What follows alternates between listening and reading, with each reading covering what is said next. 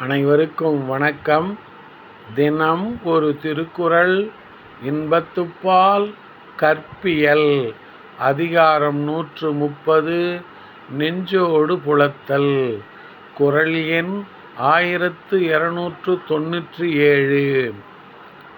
நானும் மறந்தேன் அவர் மறக்கல்லாயென் மானாமட நெஞ்சில் பட்டு.